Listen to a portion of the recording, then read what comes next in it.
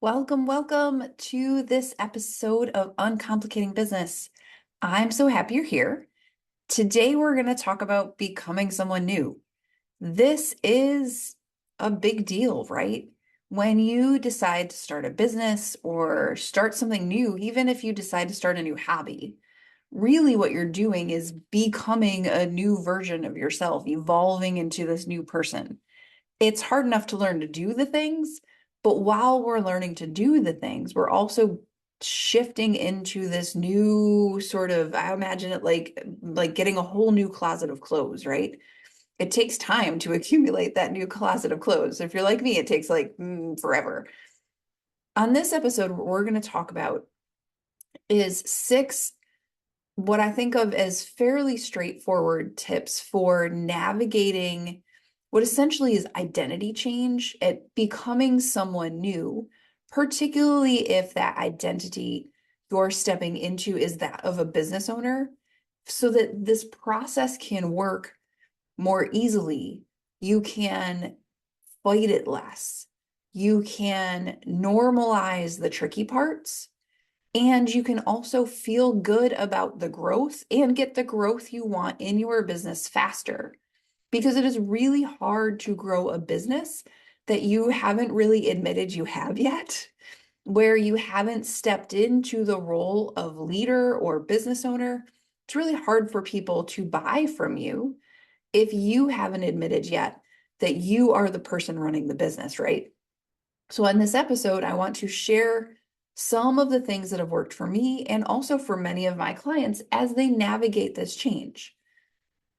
For me, the change was from teacher to business owner first, and also from teacher to business coach. I think those have been distinct shifts for me because I have a business that predates my coaching practice. I have a product-based business called Extensions in the education world, and it is math and critical thinking and problem solving tasks. And I had to like wrap my head around the idea that I was allowed to own a business first.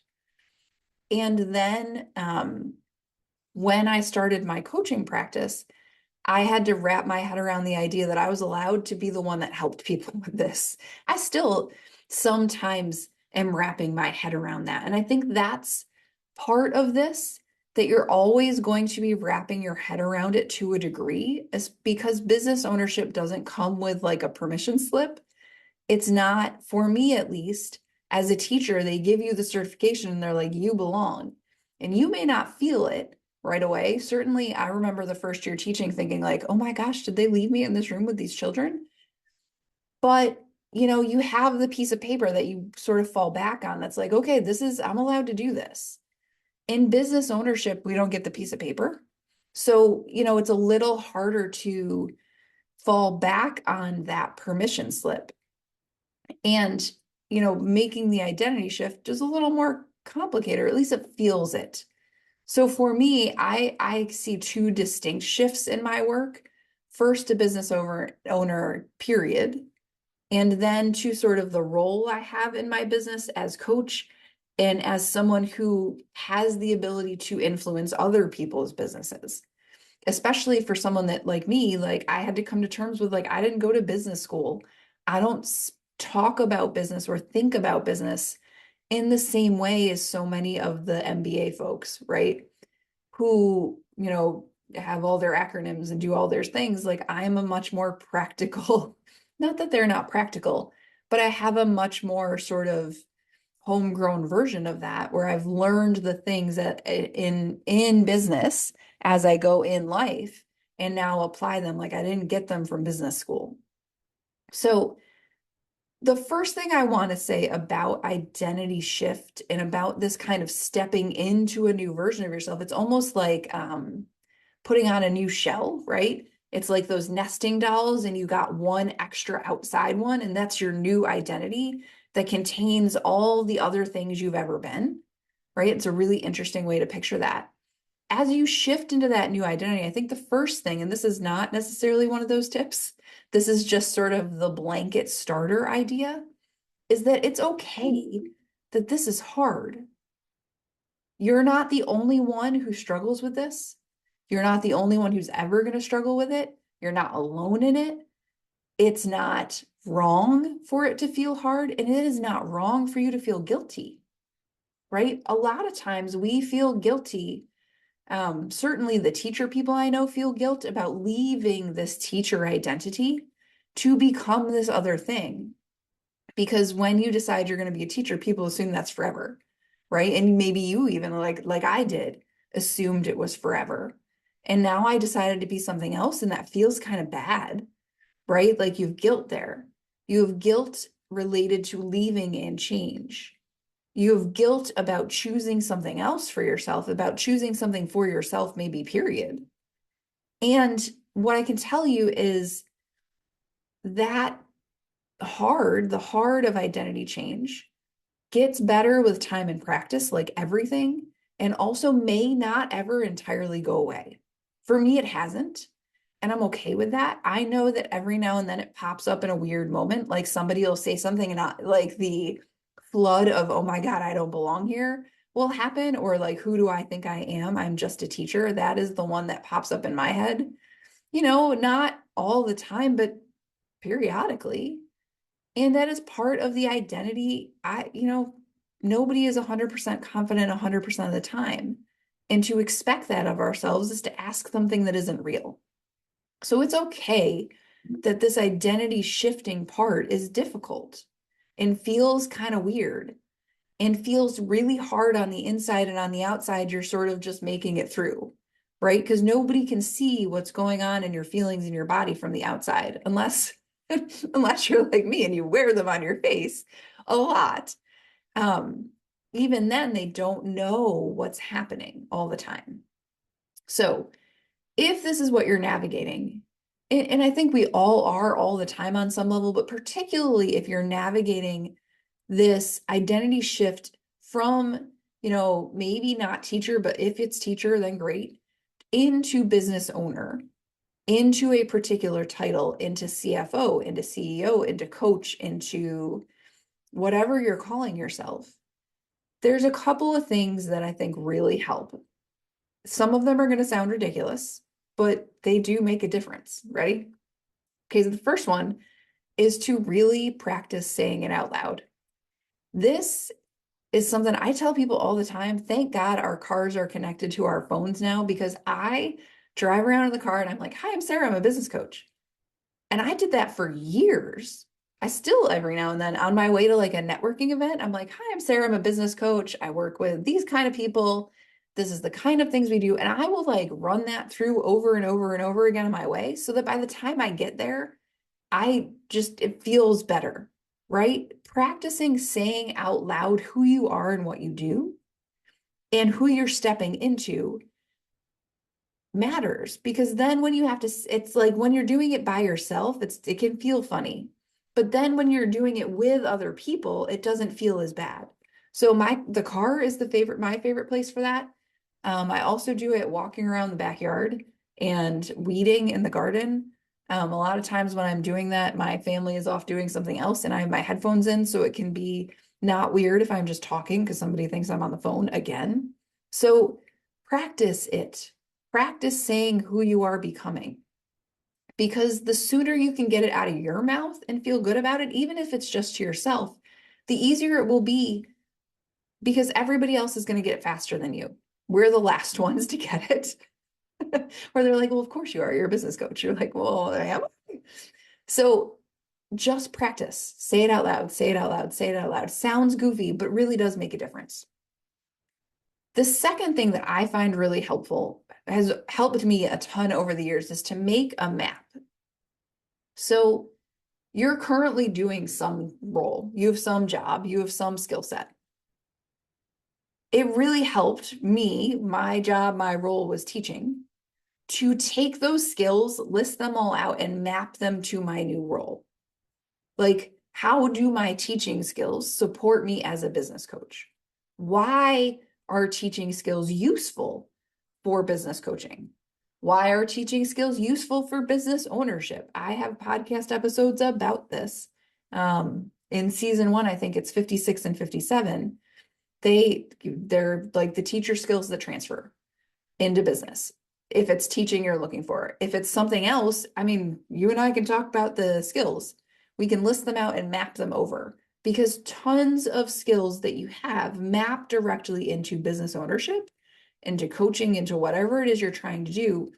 But having that list to be like, oh, okay, I do things now that really do help me be this new thing, that makes sense as I become this new thing, that are the reason I am becoming this new thing. To have that like in black and white in your notebook makes a huge difference because it's just verification, right? For me, it's always like, oh yeah, I do belong. So when my internal monologue is all about how I don't belong, I can use those lists to sort of reconnect myself to like, no, no, no, it's okay for me to be becoming this person. And that makes a difference. The next one is, I know you're not going to love this because we've been talking about journaling a lot. Maybe you love it, maybe you don't, but like use your journal. I'm a big fan, even though I'm a reluctant journaler myself. But, there are questions like, who am I becoming? What's working? What do I love about where I'm headed? Why am I choosing to become this next person? What is she like? What does she do? What does she not do? What does she let go of? Those questions help you to know how to do this next thing. They help you to sort of think about intentionally who you're becoming and why and what you do and what you don't do. And having that at the front of your brain rather than letting it be a total subconscious thing really makes a difference because it gives you a sense of control over the process. And so often identity change feels so very like out of our control. This is about bringing the intention to it and grounding it in like, oh, I know who I am becoming. And you won't know exactly, but you'll give it some direction and some intention. And in doing that, it makes it clearer for you and for the process. And that's lovely. Number 4 is to imagine the spiral staircase of drama. Now, bear with me a second. Picture in your head a spiral staircase and picture around the staircase vertical like rectangles. I imagine them like walls, but you could imagine them like 2x4s, right? Or even wider, right? 4x4s. So imagine them making walls around the spiral staircase, right? And on each of those walls, each little 4x4 is some kind of drama. It's like not feeling like you're enough, not feeling like you belong, not knowing how to help people, not knowing what to say, not being a good business owner, not knowing what to do with your time. List all the ways you think you're failing, right? And know that those are all things you're going to run into over and over again. I have clients that say to me all the time, like, oh, I was working on this and I was thinking about money and pricing and I thought was done with this. I thought I'd cracked this and I'd like gotten through the drama on this and here it is again. Like, no, actually, no. What you've done is we walk on the spiral staircase, we always walk up. This is the point. So what happens is maybe you're at the point on the spiral staircase where you're like worried about not being enough for people. As you grow, what you do is you walk up the spiral staircase and you hit that again, but at a higher level. So the next time you touch it, it's different and you are different. You're just touching it again. You're feeling not enough in a new and exciting way. It just is a reminder that, we're going to have all the same doubts. They're just going to be evolved with us, right? The doubts I had about myself as a business owner 5 years ago are not the same doubts I have today, but that doesn't mean I don't have doubts. The not enough I felt 5 years ago as a business owner still exists. It's just differently flavored, right? I know more about what I have and how it helps. I have not enough in other ways, but it's still there. It's not ever going to go away. And I'm okay I just get to know that I am touching it in a new place, and a new version of me is meeting it so that I'm better equipped. The higher I go on the staircase, the better equipped I am to handle the thing. Doesn't mean it's not going to come up and be a bother. And that's the same for you. Number 4 is to know, this is the thing. When you are making an identity shift, you are shifting, you are not starting from scratch. Like, I cannot be more adamant on this one. This one makes me crazy. When people are like, well, I'm going to go into business and I'm starting over. I'm new at everything. No, friend. No, you're not. You're not. You're not new at everything. I love you. You're not. You have a billion skills and experiences and really smart thoughts and tools and strategies and ideas that you're bringing with you. You're not starting from scratch. You're not starting from nothing. You didn't empty out your brain on your way over. You are bringing a ton of stuff with you that is going to help and serve you and make you even better, right? Like, I have way more skills today if I started something new than I did when I was 20. But even then, I had skills. I was never new. We're never new at anything. We're always starting with something in our pocket. So when you're becoming a new version, when you're evolving, that's why I always think about it as like, I don't think about it as a new identity. I think about it as like a shifted identity. When you're shifting into this new version, it's not new. It was here all along. Now you're just wearing it differently. It's like that sweater you find in your closet that you've had for 3 years, and suddenly you're like, oh, I know what to do with that now. Or maybe that's just a me thing. Like, I'll get it and it's super cute, and then it'll sit there for a really long time until I'm like, oh, that's how I wear that. Because clothes are not my strong suit, right? And all of a sudden I'll get some other thing that will like go with it. And it's like, oh, cool. I know how to do that now. You're just growing into it, but you're never new. Like, it's not the first day I wore clothes. It's going to be fine. You can do this. The last one, number 6, and then there's like a bonus number 7. Number 6 is to know that identity shifts, evolution of yourself and of who you are and of what you're becoming takes the time it takes. I don't like it any more than you do. But you cannot become who you're meant to become wrong. There is no timeline that you're screwing up.